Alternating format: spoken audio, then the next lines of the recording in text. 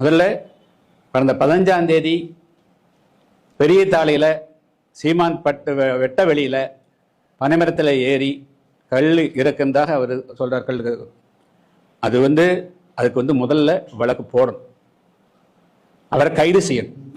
இனி தமிழ்நாட்டில் எந்த இடத்துலையாவது நீ கல் இறக்கிறதுக்கு வா, நீ ஒரு அருவாள் வந்துக்கிற ஊருக்கு 100 அருவாளோட வர்றதுக்கு ரெடி இருக்கிற, பானை உடைக்கிறது ரெடியா இருக்கிறாங்க.